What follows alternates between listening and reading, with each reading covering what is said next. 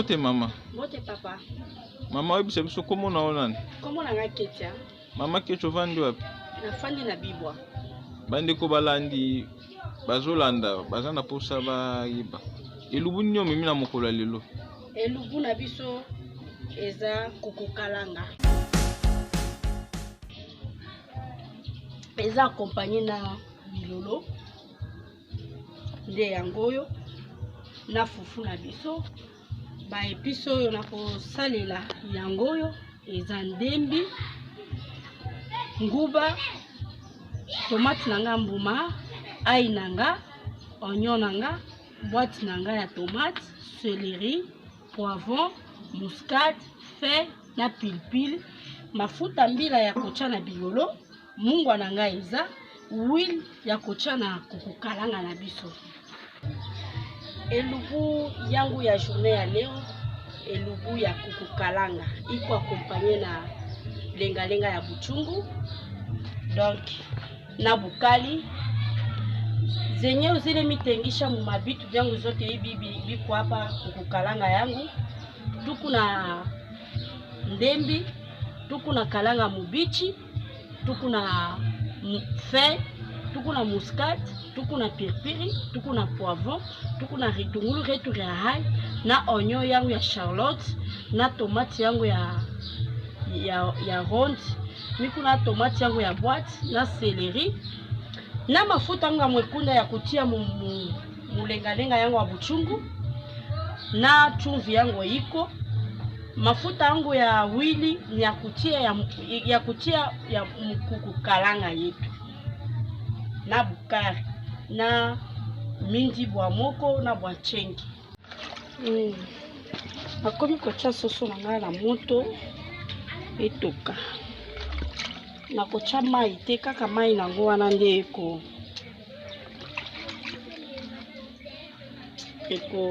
ekotoka. Yango oyo nazotia na moto.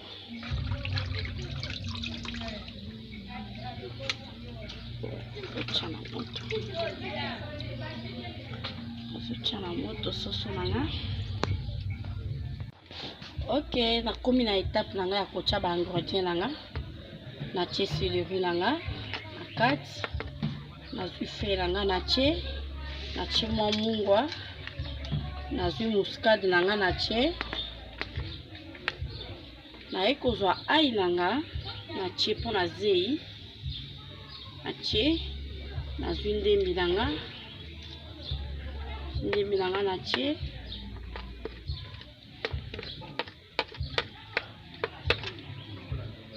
nazwi oignon na nga natie, nazwi poivron na nga natie, nazwi oignon na nga, bwaki na mbuma na nga pilipili na kati. Ok, minute nazozela kaka biloko na nga oyo natie etoka, et par après pamba nazipi nzungu na nga esili.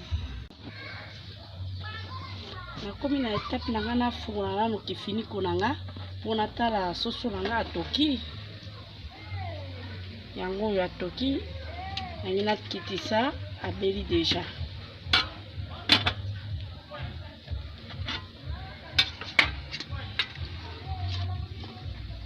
Beli nangi namatisa kikalungu na nga nakali na ye. Ok, nakomi na étape ya kokalinga soso na nga.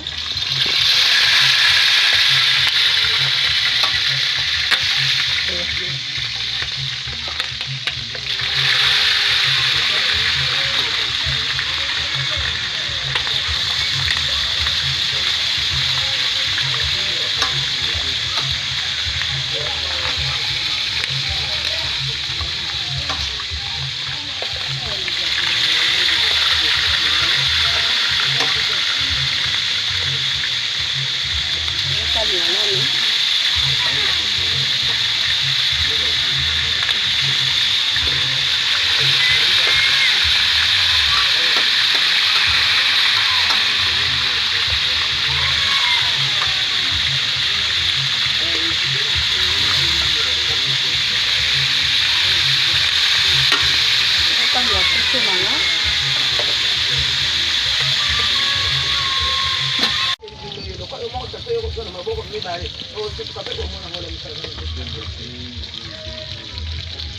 Ok.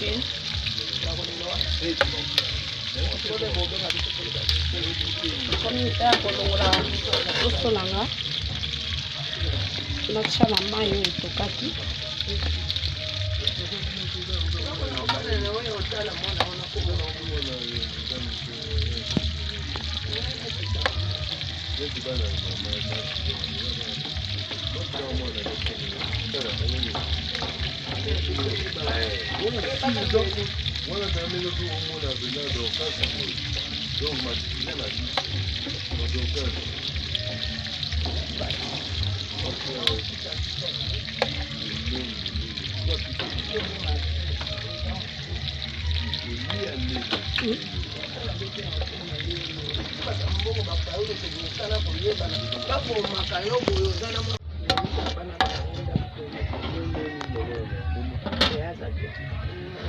Ok, nakomi na etape ya kotia tomate nanga ya mbuma na ya boîte.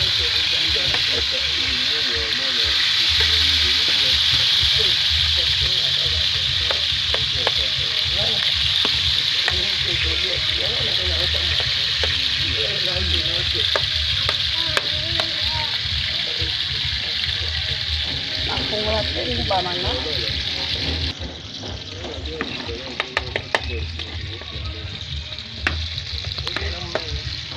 Natia na nguba nanga.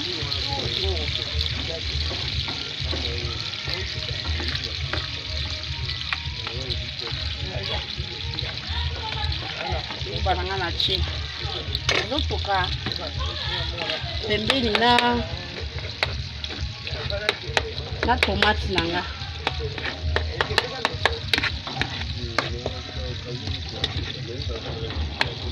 Nguba nanga po ebela tant tomate ezotoka.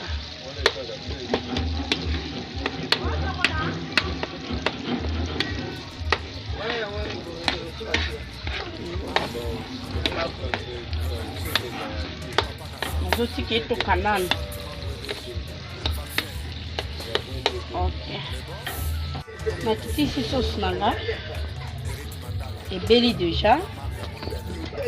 Mais nazwa sauce nanga natia na soso nanga.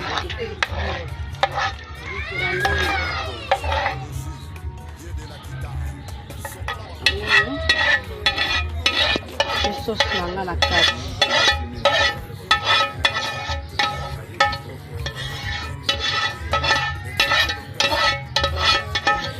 Nina balulango.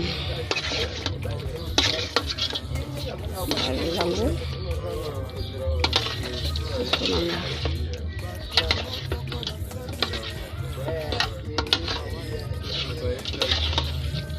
Okay. Nakochaka demi ya kopo ya mai po etoka. Chaka demi ya kopo. Ok, natie demi verre manga mai.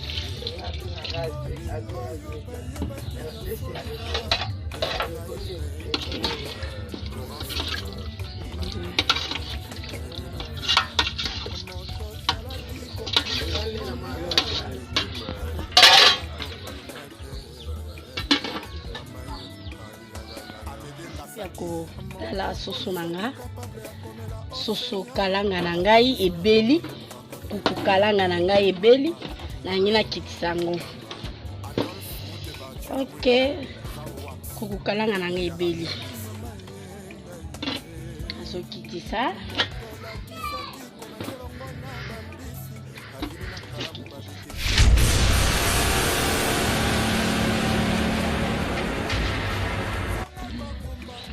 Ok, nakomi na etape ya kokata bilolo nanga. En tout cas, eza accompagné na kuku kalanga na ngai. Sasa minafika wakati ya kukata mayani legume yangu ya buchungu. Ndio minaanza kukata sasa hivi. Mina itafupe mai itoke uchanga. En fait, tunapenda kula vitu vya buchungu jua nini? trop de sucre mu maungu. Mais vaut bien tukura journal leo mayani ya buchungu. Tupatie mwa santé mu mwili. Antuka mina furahi haba bote bela nifuata. Hii ni mayani buchungu. Lenga-lenga ya buchungu. Bantu za mingi banajiua. En plus mukusema ya lugha ingine sa lugha ya Kasai.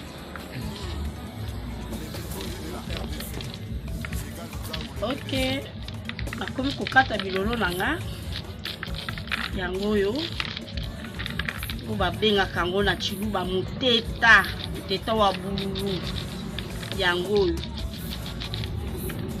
etretaka pe nzoto ndenge tozolia biloko ya sukali. Donc soki olie légume oyo okosentir mpenza kete esali 1+1 na nzoto. Komi na etape ya kofungola nzungu nanga mpona ya mona ke mai nanga etoki ya kotia bilolo nanga. Mai etoki deja.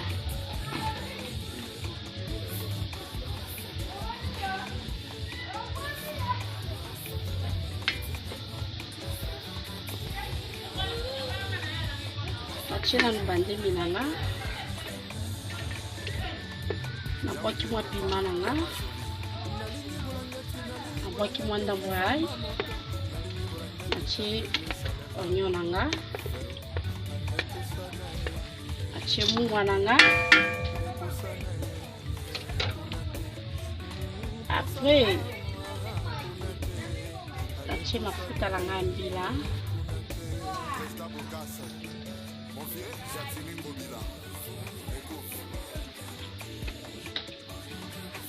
Tambila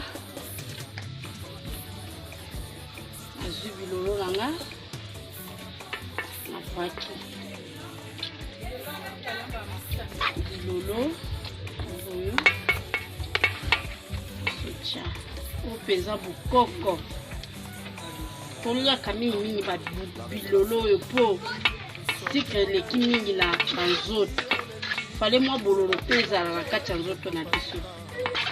Ok. Nakobalola te. Nakotika etoki.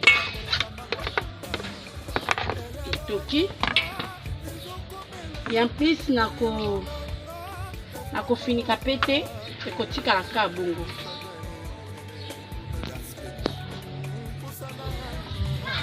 Nazo bouger bilolo nanga. Oyebi maka vert. Ok. Toka mwandambu pona kikisango.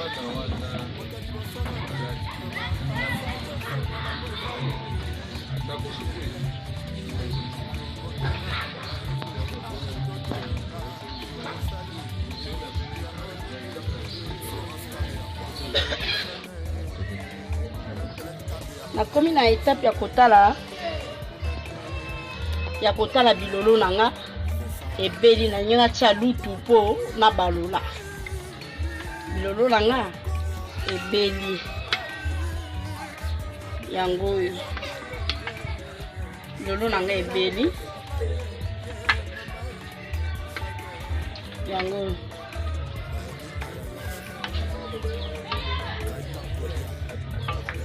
Bilolo nanga ebeli. Ok, nakokokitisa bilolo nanga ebeli.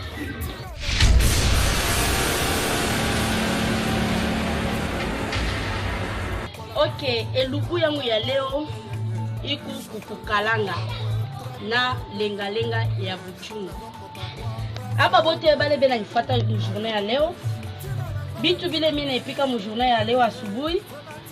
Kuku, kalanga mubichi, tomati yangu zambeko, oignon yangu ya Charlotte, matungulu yangu ya ndembi, piripiri yangu, muscade, feuille, céleri, na tomate yangu ya boîte, na tomate yangu ya boule, na mafuta yangu ilingia ya mwekunde, ilingia mu lenga-lenga buchungu, na piripiri, na ndembi, na bukali bwangu.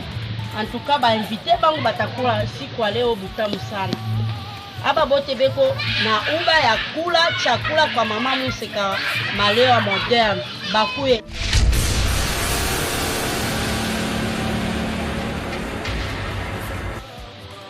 Ok, elubu na ngai ya kukalanga ebeli. Nalingi nalakisa balandi na ngai o balandi ngai na tongo ya lelo.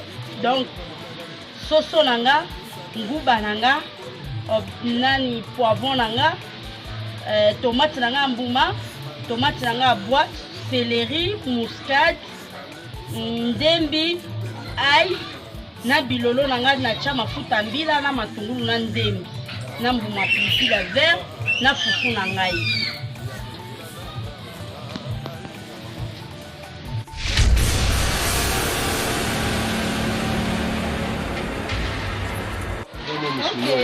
Ba invité nanga bango bakomi déjà bakomi na table ya libalia. Bon appétit. Merci.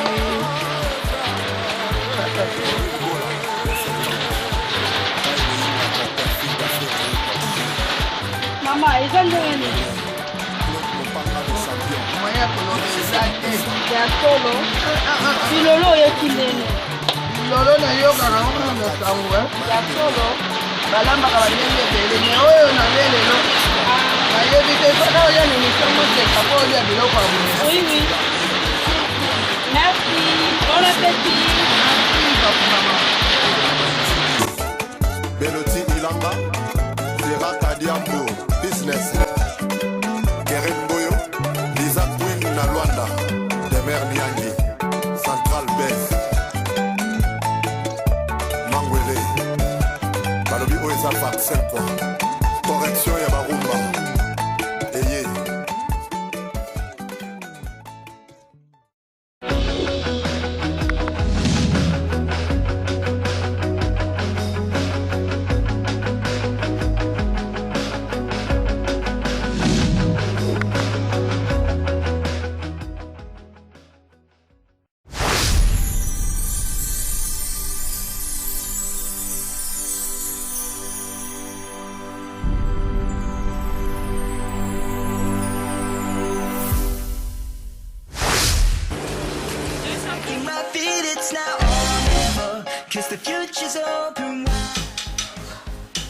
Très heureux de vous retrouver très nombreux le ciel qui prend l'émission Museka de Malewa moderne.